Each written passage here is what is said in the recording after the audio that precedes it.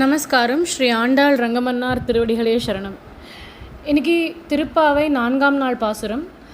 ஆழிமழை கண்ணா ஒன்று நீ கைக்கரவேல், ஆழியுள் புக்கு முகந்து கொடுஆர்த்தேரி, ஊழி முதல்வன் உருவம் போல் மெய்கருத்து, பாழியம் தோளுடை பத்மநாபன் கையில், ஆழிபோல் மின்னி வலம்புரி போல் நின்றதிர்ந்து, தாழாதே சார்ங்க முதைத்த சரமழை போல், வாழ உலகினில் பெய்திடாய் நாங்களும் மார்கழி நீராட மகிழ்ந்தேலோர் எம்பாவாய். இந்த பாசுரமானது ஆண்டாள் வருண பகவானுக்கு கட்டளையிடுற மாதிரி அமைஞ்சிருக்கு. முன்னாடி பார்த்த பாசுரத்தில் தான் ஆண்டாள் சொல்கிறா, மாதத்துக்கு 3 மழை பெய்யணும், மாதம் மும்மாரி பெய்யணும் அப்படின்னு கேட்குறா. அதனால் இதை கேட்ட வருண பகவான் ஆண்டாள் முன்னாடி வந்து கேட்குறார், நீங்கள் எல்லாரும் பெருமாளுக்காக நோன்பெல்லாம் இருக்கீங்கோ, நானும் ஏதாவது ஒரு கைங்கரியம் பண்ணணும்னு ஆசைப்பட்றேன், அதனால் எப்படி மழை பெய்யணும்னு சொல்லுங்கோ, அதே மாதிரி நான் மழையை வர வைக்கிறேன் அப்படின்னு வருண பகவான் கேட்குறார். இப்போது அதுக்கு பதிலாக ஆண்டாள் இந்த பாசுரத்தை பாடுறா. ஆழிமழை கண்ணா ஒன்று நீ கைக்கரவேல் அப்படின்னு ஆரம்பிக்கிறா. ஆழி அப்படிங்கிற வார்த்தை இந்த பாசுரத்தில் திருப்பி திருப்பி வரப்போகிறது. ஒரு ஆழிக்கு ஒரு அர்த்தம். முதல் ஆழி அப்படின்னா வட்டம்னு அர்த்தம். ஆழிமழை அப்படின்னா சுழித்து சுழித்து மண்டலம் மண்டலமாக மழை பெய்யணும் அப்படின்னு ஆண்டாள் சொல்கிறா. ஆழிமழை கண்ணா. இப்போ கூட நம்ம பார்க்குறோம் சேட்டலைட் இமேஜஸ்லலாம் எப்படி மேகக்கூட்டங்கள்லாம் சுழன்று கொண்டு ஒரு இடமா அப்படியே இருக்கா மாதிரி காட்டுறா இல்லையா, அந்த மாதிரி சுழற்சியாக இருந்துட்டு மழை பெய்யணும். அப்பேற்பட்ட மழைக்கு அதிபதியாக இருக்கக்கூடியவனே ஆழிமழை கண்ணா ஒன்று நீ கைக்கரவேல், நீ எங்களை ஏமாற்றக்கூடாது அப்படின்னு சொல்லி இப்போ எப்படி மழை பெய்யணும்னு சொல்ல போகிறா. ஆழியுள் புக்கு முகந்து கொடு ஆர்த்து ஏரி அப்படிங்கிறா.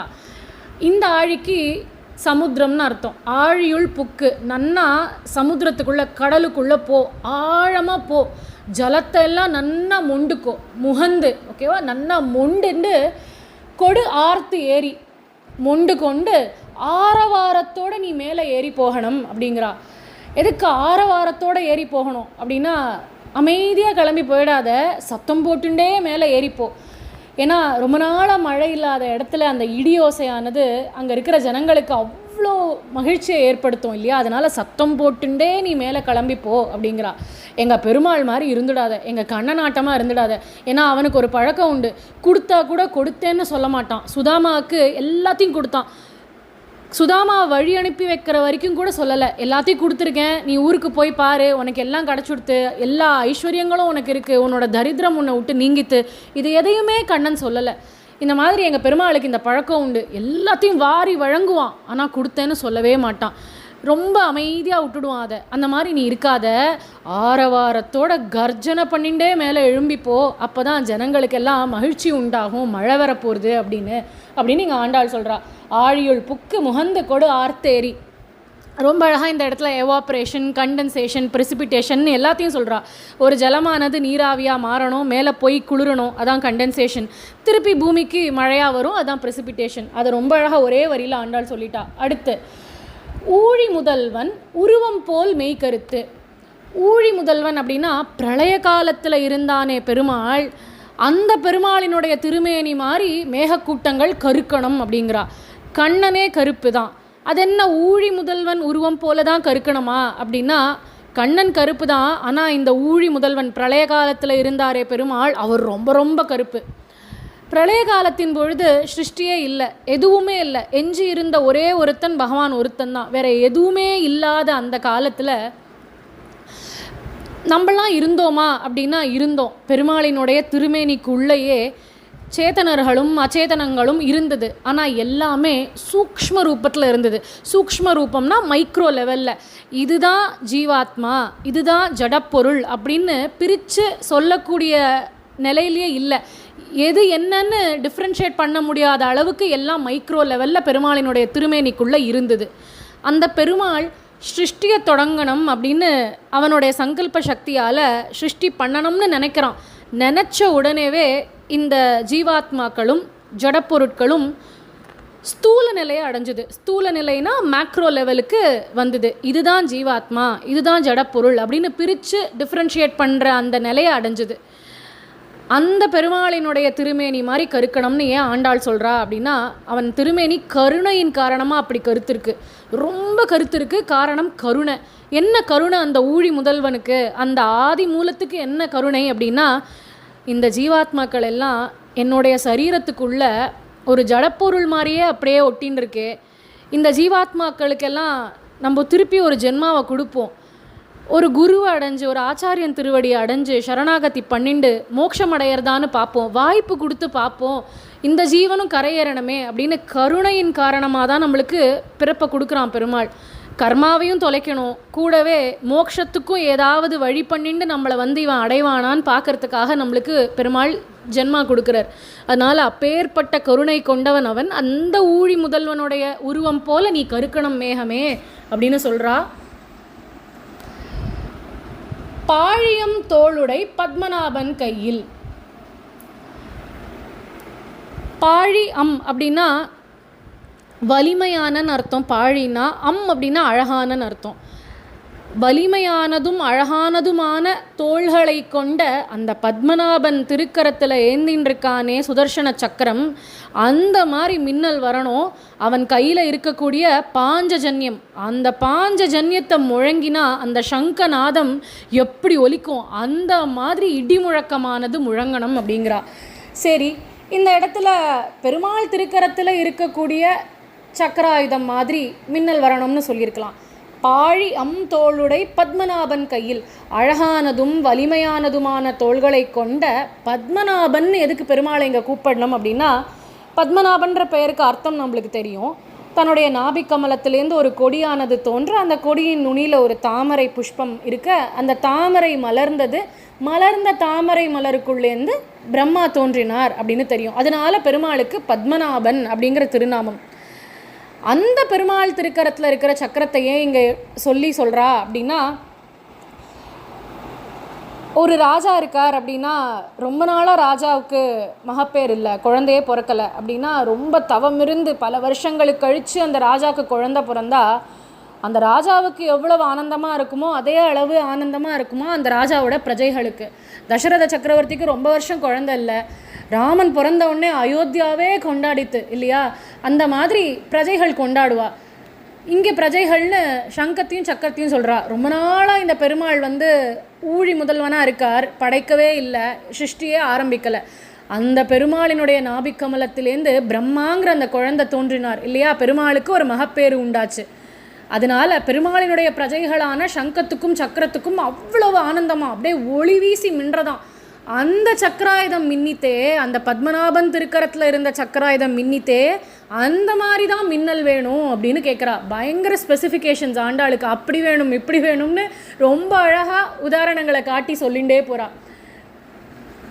இப்படியாக சக்கரம் மின்னணும், பாஞ்சஜன்யம் எப்படி முழங்குமோ அந்த மாதிரி இடி முழக்கம் கேட்கணும், கூடவே தாழாதே சாருங்க முதைத்த சரமழை போல் அந்த பெருமாளினுடைய சாருங்கம்ங்கிற வில்லுலேருந்து கிளம்பி வரக்கூடிய அந்த கணைகள் எப்படி கொத்து கொத்தா அம்பு மழையை பொழிவாரோ பெருமாள், அந்த மாதிரி மழை பொழியணும் அப்படிங்கிறா.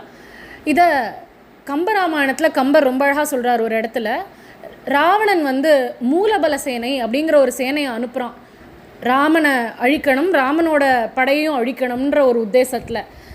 அந்த மூலபல சேனையோட ராமன் போர் புரிகிறார். அப்போது பெருமாளினுடைய கையில் இருக்கக்கூடிய அந்த வில்லினுடைய மகிமையை பற்றி கம்பர் சொல்கிறார்.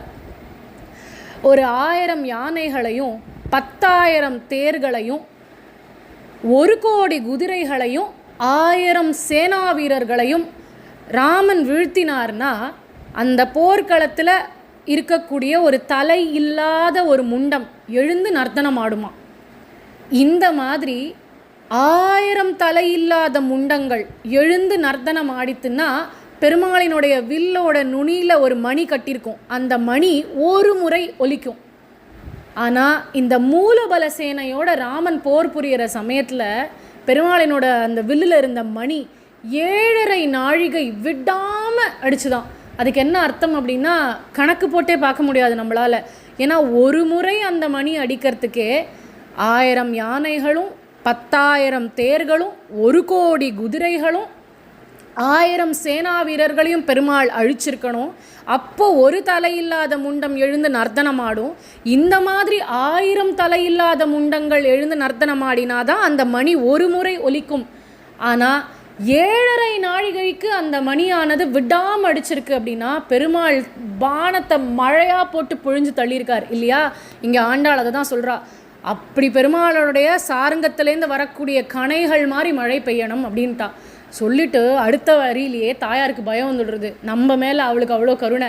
வாழ உலகினில் பெய்திடாய் இப்படிலாம் கேட்டுட்டோன்னு சொல்லிட்டு ஒரு பயங்கரமான மழையை வர வச்சு எங்களை துயரத்தில் ஆழ்த்திடாத, நாங்கள் வாழ்வதற்கு தேவையான மழை என்னவோ அந்த அளவு மழை தான் பொழியணும் அப்படின்னு பிரார்த்திச்சுக்கிறா. கண்ணனுடைய கருணை மழையில் நாங்கள் அனைவரும் நனைந்து மகிழ்ச்சி அடையணும்னு ஆசைப்படுறோம் அப்படின்னு இந்த பாசுரத்தை ஆண்டாள் பூர்த்தி பண்ணுறா. வாழ உலகினில் பெய்திடாயின்னு இல்லையோ ஆண்டாள் இந்த பாசுரத்தை பூர்த்தி பண்ணா. அதனால் கண்ணன் எப்படி எல்லாரையும் வாழ வச்சான் அப்படிங்கிற கதையை தான் இப்போ அனுபவிக்க போகிறோம். கண்ணனுக்கு 7 வயசு குழந்தை. அப்போது ஆயர்பாடியில் ஒரு நாள் எல்லா ராத்துலேயும் தடபடலாக விருந்து சமைக்கிறா. கோதுமையில் தின்பண்டங்கள் அப்பம் பண்ணின்னு இருக்கா. ஒருத்தராத்தில் முறுக்கு, சீடை, சாதம்னு எல்லாம் தயாராகின்னு எல்லாத்தையும் கண்ணன் பார்க்குறான். என்ன ஒரே விசேஷம் இன்னைக்கு, ஒரே கோலாகலமாக இந்த ஆயர்பாடியெல்லாம் தயாராகின்னு இருக்கே, எதுக்கு அப்படின்னு அவள் அப்பாட்ட போய் கேட்குறான். என்னப்பா இன்னைக்கு விசேஷம் அப்படின்னு. அப்போது நந்தகோபர் சொல்கிறார், என்ன கண்ணா தெரியாத மாதிரி கேட்குற, நம்ம வருஷந்தோறும் இந்திரனுக்கு பூஜை பண்ணுவோம் இல்லையா, அந்த விழா இந்திர விழா எடுக்கிறோம், அதுக்கு நெய்வேத்திய பொருட்கள் தான் எல்லா ராத்துலேயும் தயார் பண்ணிட்டு இருக்கா அப்படின்னு நந்தகோபர் சொல்கிறார். கண்ணன் கேட்குறான், இந்திரனுக்கு எதுக்குப்பா விழா, எதுக்காக நம்ம இந்திரனுக்கு விழா எடுக்கணும் அப்படின்னு.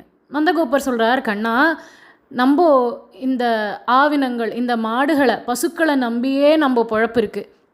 இந்த பசுக்கள் இல்லைன்னா நம்மளுக்கு வாழ்க்கையே இல்லை.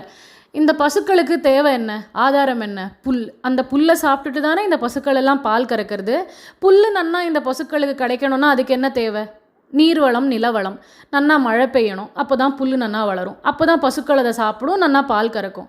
அந்த மழைக்கு அதிபதியாக இருக்கிறது இந்திரன் தானே, இந்திரனோட கண்ட்ரோலில் தானே அதெல்லாம் இருக்குது. அதனால தான் இந்திரனுக்கு பூஜை பண்ணணும் அப்படின்னு நந்தகோபர் சொல்கிறார். அதை கேட்ட கண்ணன் சொல்கிறான், என்னப்பா இது, மழைக்கு அதிபதி இந்திரனா, மழைக்கு ஒரு இன்சார்ஜ், பர்சன் இன்சார்ஜ்னு சொல்லுவா இல்லையா, அந்த மாதிரி இந்திர பதவி. மழைக்கு ஒரு பர்சனை பெருமாள் இன்சார்ஜாக நியமிச்சிருக்கார், அதுதான் இந்திரன். அதிகாரம் கொண்டவன் அல்ல இந்திரன், பொறுப்பு, மழைக்கான பொறுப்பு இந்திரன் கையில் இருக்குது, அதிகாரம் அவன் கையில் இல்லை, பகவான் கையில் இருக்குது. ஏன்னா கர்ம வினைப்படி தான் மழையும் நடக்கும், பாப புண்ணிய கணக்குக்கு ஏற்ற மாதிரி தான் மழை பொழியும். அப்படி இருக்க அந்த கணக்கெல்லாம் வச்சுக்கிறது இந்திரனா இல்லையே, சர்வேஸ்வரன் தானே அதுக்கெல்லாம் அதிபதி. இந்திரன் என்ன சர்வேஸ்வரனா அப்படின்னு கண்ணன் கேட்குறான். நந்தகோபர் சொல்கிறார், இப்போ என்ன தான் கண்ணா சொல்ல வர அப்படின்னு. இந்த பூஜையை இனிமேல் இந்திரனுக்கு பண்ணாதேங்கோ அப்படின்னு கண்ணன் சொல்கிறான். சரி, உன் வழிக்கே வரோம், இதை இந்திரனுக்கு பண்ணலை, அப்போ இப்போ தயார் பண்ண இந்த உணவையெல்லாம் என்ன பண்ணுறது அப்படின்னு. கண்ணன் சொல்கிறான், நானே சொல்கிறேன்ப்பா, நமக்கு நீங்கள் சொன்ன மாதிரி இந்த பசுக்கள் தான் மூலம், நம்மளுக்கு இந்த பசுக்களை நம்பி தான் நம்ம வாழறோம். அதனால் இந்த நைவேத்திய பொருட்களில் ஒரு பங்கை பசுக்களுக்கு கொடுத்துருங்கோ, 2வது பங்கை இந்த உலகமானது நிலச்சி நிற்கிறதுக்கு காரணம் என்ன, வேள்விகள், அதாவது யாகங்கள். இதை நம்ம வராக அவதாரத்தில் அப்போது கேட்குறச்சேவே இதை அனுபவித்தோம். பெருமாள் யக்ஞ வராகமூர்த்தியாக தான் அவதாரம் எடுத்தார். அவரோட திருமேனியே யாகமயமாக இருந்தது. எதனால் அப்படின்னா அந்த யாகமயமான திருமேனி தான் ஜலத்துக்கு அடியில் போய் பூமாதேவியை மீட்டு கொண்டு வந்தது. அதனால் இந்த பூமியை நிலைநிறுத்தக்கூடியது யாகங்கள் தான். அப்படிங்கிறதுனால யாரெல்லாம் இந்த வேள்வியை பண்ணி வைக்கிறாளோ அந்த அந்தணர்கள், அவளுக்கு இன்னொரு பங்கு நைவேத்திய பொருட்களை கொடுத்துருவோம். 3வது பங்காக இருக்கக்கூடிய இந்த நைவேத்திய பொருட்களை இந்த கோவர்தன பர்வதம் இருக்கே அதுக்கு கொடுத்துடலாம்ப்பா அப்படின்னு கண்ணன் சொல்கிறான். இந்த கோவர்தன மலையை நம்பி தான் நம்ம மாடுகள் இருக்குது, அங்கே முளைச்சிருக்கிற புல்லை தான் போய் மேயறது. அதே மாதிரி மழை காற்றுன்னா அந்த கோவர்தன மலையில் இருக்கக்கூடிய குகைகளில் தான் நம்ம பசுக்களும் தஞ்சம் புகுந்துக்கிறது. இது மட்டும் இல்லாமல் மேகக்கூட்டங்களெல்லாம் நகர்ந்து போகாமல் அப்படியே தடுத்து நிறுத்தி இந்த இடத்துல மழையை பொழிய வைக்கிறதும் இந்த கோவர்தன பர்வதம் தானே. அதனால் அந்த மழைக்கு 3வது பங்கை கொடுத்துடுவோம் அப்படின்னு கண்ணன் சொல்கிறான். உடனே நந்தகோபரும் ஆயர்பாடியில் இருந்த எல்லாரும் ஒத்துன்ட்டா. கண்ணன் பேச்சுக்கு அங்கே மறுபேச்சே கிடையாது. கண்ணன் சொல்கிறது தான் வேத வாக்கவாளுக்கு. ஏன்னா ஆண்டாள் அவள் பாசுரத்தில் பாடுறா இல்லையா பின்னாடி, அறிவொன்றும் இல்லாத ஆய்க்குலம் நீயோ குறைவொன்றும் இல்லாத கோவிந்தன்கிறா. அங்கேயும் அவள் இதை தான் சொல்ல வரா. அறிவொன்றும் இல்லாத ஆய்க்குலம்னா அப்போ ஆய்க்குலத்தில் இருக்கிறவாளை ஆண்டாள் தாழ்ச்சியாக சொல்கிறாளா அப்படின்னா இல்லை. ஏன்னா அவளே இப்போ ஒரு கோபகன்னிகையாக தான் தன்னை அனுகாரம் பண்ணிட்டு இருக்கா. அவளே இந்த ஆயர்பாடியில் ஒருத்தி தான் இப்போ. ஏன்னா அப்படி நினச்சி தான் இந்த நோன்பையே ஆண்டாள் தொடங்கியிருக்கா. அதனால் அவள் தாழ்த்தியெல்லாம் சொல்லலை. அறிவொன்றும் இல்லைன்னு ஒத்துக்கிறதுக்கே ஒரு மகா புத்திசாலித்தனம் வேணும். எனக்கு எதுவும் தெரியாது கிருஷ்ணா, உனக்கு தான் எல்லாம் தெரியும், பொறுப்பை உன்கிட்ட கொடுக்குறேன் அப்படின்னு ஒத்துக்கிறோம் பாருங்கோ, அதுக்கு ரொம்ப பெரிய புத்திசாலித்தனம் வேணும். ஒரு குழந்தை இருக்குது, டீச்சர் சொல்லித்தரா அப்படின்னா எனக்கு எல்லாம் தெரியும்னு சொல்லிட்டு இருந்தா புதுசாக எதையும் கற்றுக்க முடியாது. எனக்கு எதுவுமே தெரியாது, நீங்கள் சொல்லிக் கொடுங்க, நான் கற்றுக்கிறேன்னா எவ்வளோ விஷயத்தை கிரகிச்சிக்க முடியும் இல்லையா? பெருமாள் கிட்ட சரணாகதி பண்ணிக்கிறவாளும் அப்படி தான். எனக்கு எதுவுமே தெரியாது, என் பொறுப்பில் எதுவுமே இல்லை, என்னால் ஆகக்கூடியது எதுவும் இல்லை, அதனால் உன்கிட்ட நான் சரணம்னு வந்திருக்கேன் அப்படின்னு சொல்கிறோம் இல்லையா? அதுக்கு பயங்கரமான ஒரு புத்திசாலித்தனம் தேவை. அதனால் அறிவொன்றும் இல்லாத ஆய்க்குலம்னு சொன்னாலும் அந்த சாமர்த்தியம் அவகிட்ட இருந்தது. சரணாகதி பண்ணிக்கணுங்கிற பெரிய சாமர்த்தியம் ஆயர்குலத்தில் இருந்தவாகிட்ட இருந்தது. அதனால் அவள் ஒத்துன்ட்டா. கண்ணா நீ சொல்லிட்டியா, அப்போ மறுபேச்சே இல்லை, அப்படியே பண்ணுவோம் அப்படின்னு இந்த எல்லா நைவேத்திய பொருட்களையும் கண்ணன் சொன்ன மாதிரி பசுக்களுக்கும் அந்தணர்களுக்கும் கொடுத்துட்டு ஒரு பெரிய பங்கை அந்த கோவர்தன மலைக்கு நைவேத்தியம் பண்ணலாம்னு எடுத்துன்னு போகிறா. இப்போது கண்ணன் இந்த இந்திர விழாவை தடுத்ததுக்கு என்ன முக்கியமான காரணம் அப்படின்னா, ஒன்று, இந்திரனுக்கு ரொம்ப நாளாக ஒரு கர்வம் இருந்தது. எல்லாரும் தன்னை சேவிக்கிறா, மழைக்காக தன்னை தான் வேண்டி நிற்கிறாங்கிற கர்வம். அந்த கர்வத்தை அடக்கணும்னு கண்ணன் நினச்சான், அது ஒன்று. இன்னொரு காரணம், தன்னை நம்பினவா, தன்னை சேர்ந்தவா இந்திரன் திருவடியில் போய் ஏன் விழணும் அப்படின்னு கண்ணன் யோசித்தான். மழைக்காக இந்திரன் திருவடியில் போய் விழணுமா தன்னை சேர்ந்தவர்கள் அப்படின்னு. அதனால் என்ன பண்ணான் அப்படின்னா, யார்கிட்டையும் போய் நீங்கள் விழக்கூடாது, யார் காலையும் விழக்கூடாது, நான் இருக்கேன் உங்களுக்கு அப்படின்னு இந்த கோவர்தன மலைக்கு பூஜை பண்ணுங்கோ. சரி, அப்போ கோவர்தன மலைக்கு பூஜை பண்ணுங்கன்னு சொல்கிறானே, அப்போ அதுவும் வேற ஒரு விஷயம் தானே, அப்போ அந்த மலைக்காலில் போய் விழுன்னு சொல்கிறானா அப்படின்னா அப்படி இல்லை அர்த்தம். இந்த கோவர்தன மலைக்கு பூஜை பண்ணுங்கன்னு சொல்லிட்டான். இவாளும் நைவேத்திய பொருட்கள் எல்லாம் எடுத்துன்னு வந்து இப்போ மலைக்கு எல்லாத்தையும் அம்சை பண்ண போகிறா. ஆனால் அந்த மலையினுடைய உச்சியில் போய் பெருத்த தேகம் ஒன்றத்தை எடுத்துண்டு, பெரிய ரூபத்தை எடுத்துண்டு, பெருமாளே அந்த மலையாக மாறி அகம் கோவர்தனோஸ்மின்ட்டார் பெருமாள். நான் தான் இந்த கோவர்தன மலைன்னு சொல்லிண்டு நெய்வேத்தியமாக அவள் கொண்டு வந்தாளே, பெருமாளுக்கு கொடுக்கணும்னு கொண்டு வந்தாளே, அது அத்தனையும் பெருமாள் தானே ஏற்றுண்டார். ஜனங்க என்ன நினச்சா அப்படின்னா, ஓ கோவர்தன பர்வதம் நம்மளுடைய பிரார்த்தனையை ஏற்றுன்றது, நம்ம கொடுத்தது எல்லாத்தையும் ஏற்றுன்றது, ஸ்வீகரிச்சுன்றது, அதனால் நமக்கு கட்டாயம் மழையெல்லாம் வரப்போகிறதுன்னு எல்லாரும் சந்தோஷமாக அவாவா ஆற்றுக்கு திருப்பி போயிட்டா. இப்போது இந்திரனுக்கு கோவம் வந்தது. எனக்கான பூஜையை கண்ணன் தடுத்து அதை கோவர்தனகிரிக்கு பண்ண வச்சுட்டானே அப்படின்னு மேகக்கூட்டங்கள் எல்லாத்தையும் கூப்பிட்டு பிரளய காலத்தின் பொழுது எப்படி மழை பெய்யுமோ, அதாவது இந்த உலகையே அழிக்கக்கூடியதற்கு எப்படி மழையை பெய்ய வைப்பீங்களோ அந்த மாதிரி ஒரு மழையை இப்போ ஆயர்பாடியில் போய் நீங்கள் பொழிய வைக்கணும் அப்படின்னு இந்த மேகக்கூட்டங்கள் எல்லாத்தையும் ஏவி விடுறான். அந்த ஆயர்பாடியில் எதுவுமே மிஞ்சக்கூடாது, அப்படி ஒரு மழை பொழியணும் அப்படின்னு சொல்லி அனுப்புகிறான். மேகங்கள் எல்லாம் கருத்து சூழ்ந்துக்கிறது, ஆயர்பாடியில் கொஞ்சம் கொஞ்சமாக தூறல் போட ஆரம்பிக்கிறது. ஜனங்க எல்லாரும் சந்தோஷப்படுறா. ஆஹா, நம்ம பிரார்த்தனை பழிச்சுடுத்து, கோவர்தன மலை தான் வந்து இப்போ இந்த மழையை நம்மளுக்காக அனுகிரகம் பண்ணியிருக்கு அப்படின்னு சந்தோஷப்படுறா. ஆனால் அந்த சந்தோஷம் நீடிக்கலை. ஏன்னா அவளுக்கு தெரிய வருது, இது சாதாரண மழையே அல்ல, கல் மழையாக பொழியறது. கல் மழைன்னா ஆலங்கட்டி மழை கூட இல்லை, பாறையாக அந்த மழைத்துளிகள் மேலே வந்து விழுறது. அப்படி ஒரு மழை அவள் பார்த்ததே இல்லை. அப்பேற்பட்ட பேய் மழை பொழிய ஆரம்பிக்கிறது. இந்த ஜனங்களும் மாடுகளும் திண்டாடுறா, தத்தளிக்கிறா, என்ன பண்ணுறதுன்னு தெரியல. நேராக எல்லாரும் ஓடி வரா கண்ணன்ட்ட. வந்தவா ஒரு வார்த்தை கூட கண்ணனை பார்த்து, நீ இப்படி சொன்னியே, நாங்கள் பண்ணோமே, இங்கே பார்த்தியா எல்லாம் போச்சு, இப்படி எதுவுமே சொல்லலை. கண்ணனை பார்த்தவா அப்படியே கை கூப்பி நின்னான். கண்ணன் அப்போ முடிவெடுத்தான், என்னை சேர்ந்தவா இவாளை காப்பாற்ற வேண்டியது என் பொறுப்பு அப்படின்னு. எப்போவுமே அந்த சாவியை கண்ணன் கையில் ஒப்படைச்சிட்டோம் அப்படின்னா அதை அவன் பார்த்துப்பான். அதுதானே சரணாகதி. இந்த இடத்துல அது ஆயர்குலவாசிகள் நம்மளுக்கு சொல்லித்தரா. நேராக போய் கை கூப்பி நின்னா. ஏன்னா அவன் காட்டின வழியில் நடந்திருக்கா, அவன் சொன்னதை தான் அவள் பண்ணியிருக்கா. அவள் ஏன் கவலைப்படணும்? இதை பார்த்துக்க வேண்டியது அவன் பொறுப்பு தானே, அவள் பொறுப்பு இல்லையே, அவளுக்கு ஏன் பயம்? அதனால் போய் கை கூப்பி நின்னா. ஓடினான் கண்ணன். அந்த மலையை அந்த 7 வயசு குழந்தை தன்னுடைய ஒரு சுண்டு விரலில் தூக்கி நிலைநிறுத்தினான். ஆழ்வார் ரொம்ப அழகாக இந்த இடத்துல பாசுரத்தில் அனுபவிக்கிறார். குன்றமேந்தி குளிர்மழை காத்தவன் அன்று ஞானம் அளந்த பிரான் பரன் சென்று சேர் திருவேங்கட மாமலை ஒன்றுமே தொழ நம்வினை ஓயுமே அப்படின்னு நம்மாழ்வார் கொண்டாடுறார் திருவாய்மொழியில். இப்படி பெருமாள் அந்த மலையை தூக்கி குன்றம் ஏந்தி குளிர்மழையிலேருந்து எல்லாரையும் காத்தான். சகல ஜீவராசிகளும் அந்த ஆயர்பாடியில் இருந்த அத்தனை பேரும் அந்த கொடைக்குள்ளே வந்து தஞ்சம் புகுந்தா. அந்த மலையை தூக்கின பெருமாள் 7 நாள் அந்த மலையை அந்த சின்ன சுண்டு விரலில் தாங்கி நின்றுருந்தான். ஏன்னா 7 நாளுமே இந்திரன் விடாமல் மழையை பொழிய வச்சான். இதுலேயும் வானத்தில் நின்றுண்டு தன் ஐராவதத்தில் ஏறி உட்காந்துட்டு எப்படி வாழலாம் கஷ்டப்படுறான்னு பார்க்கணுன்னு காத்துட்டு இருந்தான். 7 நாளாக கொட்டி தீக்கிறது மழை. கடைசியில் 7ஆவது நாள் அந்த மேகக்கூட்டங்களுக்குள்ள ஜலமே இல்லாமல் வத்தி போய் வேறு வழியே இல்லாமல் மழையானது நின்று போச்சு. ஒரு பெரிய காற்று வீசித்து மேகக்கூட்டங்கள் அத்தனையும் கலைஞ்சு போச்சு. அப்போ உணர்ந்தான் தேவேந்திரன், இது கண்ணனால் நடந்தது தான் அப்படின்னு ஓடியே போயிட்டான். இப்போ கண்ணன் தன்னை சேர்ந்த அந்த ஆயர்குலவாசிகளெல்லாம் பார்த்து எல்லாரும் அவாவா ஆற்றுக்கு போங்கோ அப்படின்னு சொல்லி ஒருத்தரையும் அனுப்பி வச்சுட்டு அந்த மலையை நிதானமாக அதோட இருப்பிடத்தில் நிலைநிறுத்தினான். இப்போ மேலே இந்திரன் யோசிக்கிறான், தப்பு பண்ணிட்டோமோ, தேவையில்லாத ஒரு இடத்துல போய் மோதிட்டோமோ, கண்ணன்கிட்ட போய் அபச்சாரப்பட்டுட்டோமோன்னு அவனுக்கு இப்போ தோன்றுறது. கண்ணன்கிட்ட நேராக போய் நின்று கை கூப்பி பிரார்த்தனை பண்ணலான்னு யோசிக்கிறான். ஆனால் பயமாக இருக்குது, பெருமாளுக்கு கோவம் வந்துட போகிறதே அப்படின்னு. ஏன்னா அவ்வளோ பெரிய அபச்சாரம் பண்ணிட்டோன்னு அவனுக்கு தெரியறது. உடனே என்ன பண்ணால் காமதேனு அழைச்சான். காமதேனுவே, பெருமாள் உன்னோட பசுக்கூட்டங்களுக்கு இல்லையோ இப்படி அடைக்கலம் கொடுத்து காத்திருக்கான், நீ போய் நன்றி சொல்ல வேண்டாமோ, போய் பெருமாளை துதி பண்ணு அப்படிங்கிறான் இந்திரன்.